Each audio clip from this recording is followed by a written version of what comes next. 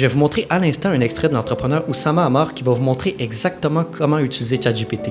Puis c'est vraiment là, la meilleure manière de l'utiliser parce que la plupart des gens, en fait, que je me rends compte, ils ne savent pas vraiment comment utiliser ChatGPT. Les gens, on pense savoir comment l'utiliser, on écrit les questions, mais en fait, la plupart des gens, ils bousillent complètement le potentiel que ChatGPT pourrait avoir. Donc, on ne perd pas plus de temps, puis on y va à l'instant. Viens chez moi et on se fait une journée de prompt. Vas-y, je suis chaud. Tu me donnes plein de trucs et je te montre comment... Toi, t'écris le prompt, moi, je te montre comment j'écrirai le prompt. On fait une vidéo. Tu sais que là, Ouais, j'ai on mes fait historiques. vidéo, hein. ouais. Si tu veux, on fait parce que j'ai mes historiques sur ChatGPT. Donc, ce matin, je travaillais sur le module mindset de ma formation. Et je lui dis... en gros, j'avais fait un résumé de livre de l'effet cumulé. Et j'ai pris une partie de ce résumé qui est sur les influences positives et négatives de notre environnement. Et je lui dis, à partir de ces données, créez-moi un article de 150 mots. Alors déjà, tu vois, première erreur. Vas-y. À partir de ces données, tu donnes pas de données. Si, Non, les données, c'est elles pas sont- des données. Ah. En fait, il faut que tu fasses très attention avec une IA. Une IA, c'est très très bête. Tu lui dis données, elle va commencer à traiter ça comme une base de données. Ok. C'est pas un donné, c'est un résumé de texte. Ok, merde. Il faut être extrêmement littéral avec une IA. Ok, Ça, c'est warning rouge. ok. Merde. Et donc, je note. ça, je l'ai vu plein de fois, les gens utilisent le mauvais concept par rapport à la tâche. Et résultat, données, d'un seul coup, je pense que l'IA, elle voit table, elle voit SQL, elle voit Python. Donc, elle doit pas comprendre, tu vois.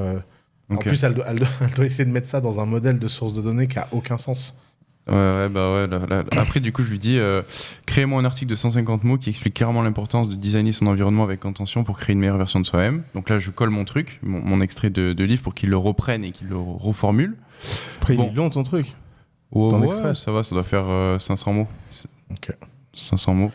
Ouais. Et du coup, il me sort un truc et je lui dis simplifie les phrases, mais détaille-moi plus les propos. J'aimerais que l'article soit un peu plus long. Donc Alors, là, déjà, la deuxième warning, tu donnes 2 tâches à la fois, ne jamais faire ça. Ok.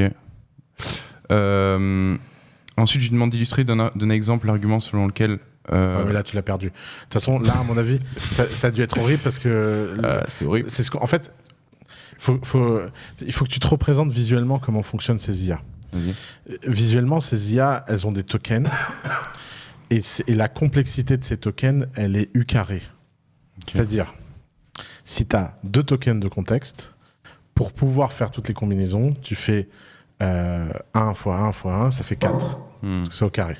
Si tu en as 4, il faut 16 chemins. Ok. Si tu en as 100, il faut 100 fois 100. Ok. D'accord? Donc tu vois, la complexité, elle est tu te souviens de la courbe U carré quand tu étais au lycée? Ouais. Tu vois comment elle monte vite? Ouais. Et ben c'est le problème. Donc toi, qu'est-ce que tu as fait là? Tu lui as donné des mauvais tokens de contexte. Dès le départ. Dès le départ, qu'on crée plein de branches. Et tu lui as rajouté du contexte et des tokens qui ont fait qu'en fait, son modèle de réflexion, c'est comme un arbre touffu où il y a plus de data que de data dont elle a besoin. Et donc, le résultat, c'est en fait, C'est broad. c'est comme si tu avais une grande table de probabilités dans laquelle il y a plein de probabilités contradictoires qui sont dues à des mauvaises définitions et qui font que tu n'es pas au bon endroit. Donc, quand tu veux faire ça, il faut reprendre de zéro. Tu prends... Déjà, quand tu lui parles, tu lui parles. Donc, tu lui dis, je vais te donner un résumé de texte et je vais utiliser ce résumé de texte pour écrire ma propre version de l'histoire. Ok. Je vais te demander de lire ce texte et de me confirmer que tu as bien pris en compte ce texte. Premier prompt.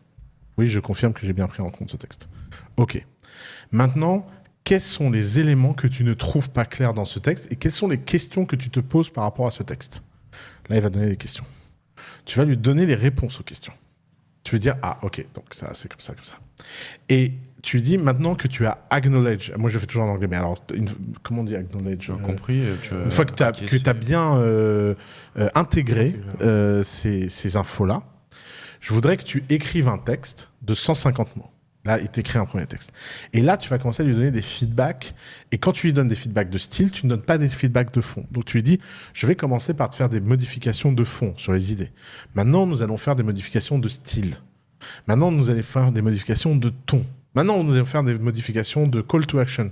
Et tu fais comme ça par étapes. Et là, tu verras qu'il y aura une très, très grande... Parce que tu vois, ton arbre, Ouais, c'est vraiment il est du plus step touffu. by step. Et patch, patch, Ouais. patch. Ouais, faut vraiment faire les trucs step by step. Donc, par exemple, si tu voudrais écrire en bon copywriting pour qu'un enfant de 3e comprenne, quel prompt est-ce que tu utiliserais, toi? Eh ben, je dirais, tu es un copywriter et tu as l'habitude d'écrire des textes pour le grand public qui sont facilement compréhensibles, même par des enfants de 8 ans. Ok.